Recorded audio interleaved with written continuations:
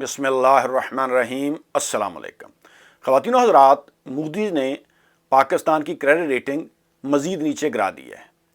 आज ही की खबर है कि मूडीज़ ने पाकिस्तान की क्रेडिट रेटिंग CAA1 से CAA3 तक मज़ीद नीचे गिरा दी है। अब पाकिस्तान को कर्ज़ों के हसूल के लिए मज़ीद मुश्किलात का सामना करना पड़ेगा।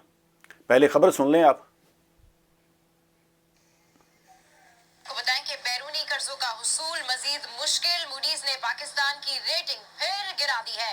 ज़र मुबादला में कमी का मसला मजीद गंभीर। पाकिस्तान डिफॉल्ट रिस्क पर है, मूडीज का ऐसा कहना है। मूडीज ने पाकिस्तान की क्रेडिट रेटिंग कम करके CAA3 कर दी है। वस्त मुद्दती कर्जों पर पाकिस्तान की पोजीशन कुछ बेहतर है। जी, पाकिस्तान जो है वो डिफ़ॉल्ट के करीब पहुंच चुका है, यानी रिस्क बढ़ चुका है, और मूडीज़ ने पाकिस्तान की क्रेडिट रेटिंग वो CAA3 तक नीचे गिरा दी है।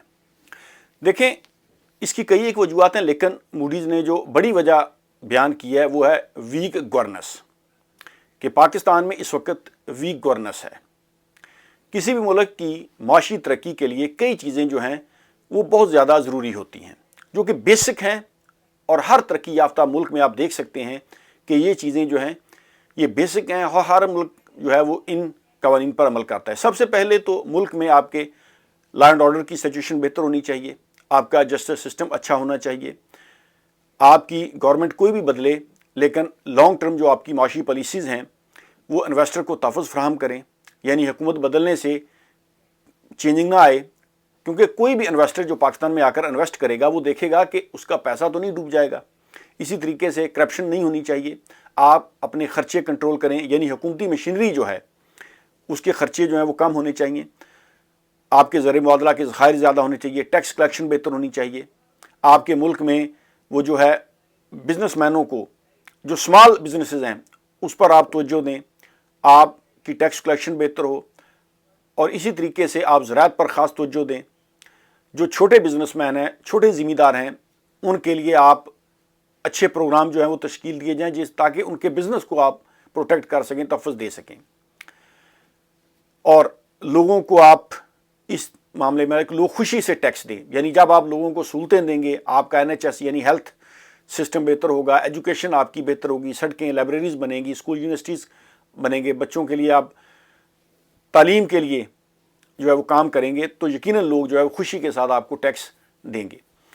लेकिन बदकिस्मती से हमारे मुल्क में कोई चीज़ भी जो है ना वो इनमें से हम उस पर तवज्जो नहीं दे रहे, यानी ना हमारी टैक्स कलेक्शन बेहतर है, रेवेन्यू जनरेट नहीं हो रहा, ना ही हम करप्शन पर काबू पा सके, एहतसाब का कोई सिस्टम नहीं रहा, लॉ एंड ऑर्डर की सिचुएशन आपके सामने है। अब देखें कि पाकिस्तान की क्रेडिट रेटिंग जो है वो नीचे जा रही है, CAA3 तक पहुंच चुकी है। अब पाकिस्तान डिफ़ॉल्ट के करीब है। पाकिस्तान को दूसरे ममालिक से कर्जा लेने में मज़ीद मुश्किलात का सामना करना पड़ सकता है, और जब तक पाकिस्तान IMF का प्रोग्राम साइन नहीं कर लेता, कोई मुल्क भी पाकिस्तान को पैसा देने के लिए तैयार नहीं है। इन हालात में ये जो इम्पोर्टेड गवर्नमेंट है, PDM की जमातें, ये इनके पास पॉलिसी सिर्फ यही है कि अवाम पर बोझ ला दिया जाए। कीमतों में ये इजाफा कर रहे हैं, पेट्रोल की, गैस की, इलेक्ट्रिसिटी की प्राइसेस ये ज़्यादा कर रहे हैं ताकि अवाम से पैसा वसूल कर सकें। ये कोई हल नहीं है, ये मसाइल का हल नहीं है। लॉन्ग टर्म कर्ज़े, शॉर्ट टर्म कर्ज़े जो हैं वो भी पाकिस्तान में देखें कि अब मुश्किलात हैं, नहीं मिल रहे, क्योंकि जब तक IMF की डील साइन नहीं हो जाती कोई मुल्क भी आपको पैसा देने के लिए तैयार नहीं है।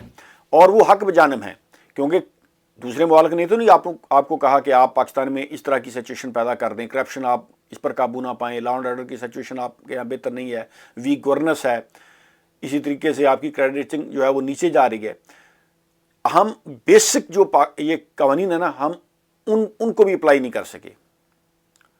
हमारे सियासतदान दावे करते हैं, यानी दूसरे मुल्क में अगर आप देखें कि वो ऐसे प्रोजेक्ट लगाते हैं, जब वो कर्जा लेते हैं ना, कर्जा तो हर मुल्क लेता है, लेकिन दूसरे मुल्क में फ़र्क ये है कि जब वो कर्जा लेते हैं तो उनकी कोशिश ये होती है कि जो प्रोजेक्ट भी वो मुल्क में लगा रहे हैं उससे अवाम का भी फ़ायदा हो, और बैरूनी मुल्क से जो कर्जा ले रहे हैं उनके कर्जे की अदायगी भी वो आसानी के साथ कर सकें। लेकिन हमारे यहाँ जब भी कोई प्रोजेक्ट लगता है, सियासतदान अपना मफाद देखते हैं। 50% तो सियासतदान और ब्यूरोक्रेट और इस तरह के वो सारे खा पी जाते हैं बजट का, बाकी کوئی اسکول کی بلڈنگ بن جائے, یونیورسٹی بن جائے, کوئی ایئرپورٹ بنے, کہیں سڑک بنے, کہیں کوئی نالی بنے, کھالا بنے, سولنگ لگے, کہیں کوئی لائبریری بنے, تو اس میں آدھا بجٹ جو ہے وہ لگایا جاتا ہے, اور پھر کچھ دیر کے بعد وہ بلڈنگ خراب ہو جاتی ہے, سڑکیں ٹوٹ پھوٹ جاتی ہیں, کوئی پوچھنے والا نہیں ہے. اور اسی وجہ سے پاکستان میں جو ہے نا وہ معیاری کام نہیں ہوتا, کیونکہ کرپشن ہے, ہر کسی کو خوش کرنا ہوتا ہے. یعنی ایک ٹھیکیدار سے لے کر جن لوگوں نے سڑک پاس کرنی ہوتی ہے وہاں تک پتہ نہیں کتنا جو ہے وہ لوگ جو ہیں وہ اس میں ملوث ہوتے ہیں اور کھاتے پیتے ہیں. یہ ہر آدمی کو پتہ ہے پاکستان میں. ان حالات میں جو دوسرے ممالک ہیں وہ کیوں پاکستان کے ساتھ تجارت کریں یا بزنس کریں یا پاکستان پر اعتماد کریں؟ World Bank, I M F یا جتنے بھی مالیاتی ادارے ہیں وہ اپنا فائدہ دیکھ کر چلتے ہیں. وہ پاکستان کو قرضہ اب بہت مشکل شرائط پر دیں گے. لیکن جس طرح دوسرے ممالک میں جب وہ پروجیکٹ لگاتے ہیں تو پبلک کا فائدہ دیکھتے ہیں اور دیکھتے ہیں کہ جو قرضہ وہ لے رہے ہیں دوسرے ممالک سے کیا وہ قرضوں کی ادائیگی کر سکیں گے. ہمارے ہاں ایسے پروجیکٹ لگائے جاتے ہیں جس سے وہ کک بیک کمیشن کھا سکیں. اور پھر دیکھیں کہ سیاستدانوں کی ڈٹھائی دیکھیں کہ یہ اپنی غلطی ماننے کے لیے تیار نہیں ہے. حکومتی مشینری اپنے خرچے کم کرنے کے لیے تیار نہیں ہے. جب ہم قرضہ لیتے ہیں تو ایک تو پروجیکٹ ایسے لگائے جاتے ہیں جس سے وہ کک بیک کمیشن کھا سکیں, اور دوسرا پھر سرکاری افسران کی تنخواہیں, ان کی پینشن, ان کی مراعات, ان کی سیکیورٹی, ان کے پروٹوکول, ان پر زیادہ پیسہ خرچ کر دیا جاتا ہے, حالانکہ یہ کم ہونا چاہیے.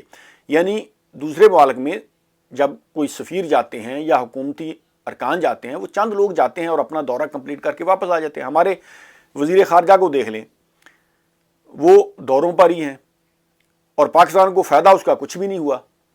کیا فائدہ ہوا ہے؟ بیرونی ممالک سے ہمارے تعلقات کیا بہتر ہو گئے ہیں؟ نہیں. اسی طریقے سے دیکھیں گے ہمارے جتنے بھی سرکاری افسران ہیں, سیاستدان ہیں, وزیر, مشیر, پرائم منسٹر سے لے کر عام وزیروں تک, ان کے پروٹوکول چیک کریں, گاڑیاں چیک کریں, پروٹوکول. کیا غریب عوام یہ بوجھ برداشت کر سکتی ہے؟ ٹیکس کلیکشن جو ہے وہ آپ دیکھ لیں, بہتر نہیں ہوئی. ابھی کہتے ہیں کہ مردم شماری جو ہے یہ ہم نے الیکٹرانک طریقے سے کروانی ہے, لیکن ہم الیکٹرانک ووٹنگ مشین نہیں لانا چاہتے. نہ ادارے اس بات پر متفق ہیں اور نہ ہی پاکستان کے سیاستدان, کیونکہ پھر دھاندلی ختم ہو جائے گی, شفاف الیکشن ہوں گے. یہ لوگ کرنا نہیں چاہتے. یہ پتہ نہیں کس دنیا میں جی رہے ہیں. یہ 2023 ہے میرے بھائیوں. دوسرے ممالک میں اگر لوگ خوشی سے ٹیکس دیتے ہیں نا, ان کو سہولتیں ملتی ہیں, ان کے بچوں کی ایجوکیشن, ان کے ہیلتھ سروس دیکھیں, سڑکیں, لائبریریز, یونیورسٹیز, کالجز, وہاں پر لوگوں کو مراد ان کی جان مال عزت کی تحفظ جو ہے وہ اسٹیٹ ہوتی ہے. ہمارے ملک میں آپ ٹیکس کس وجہ سے دیتے ہیں؟ کہ سیاستدانوں کے پروٹوکول پورے ہو سکیں, ان کی عیاشیاں ہو سکیں, یہ عیاشی کر سکیں, جائیدادیں بنا سکیں, لوٹ سکیں ملک کو. آپ ٹیکس اس وجہ سے دیتے ہیں.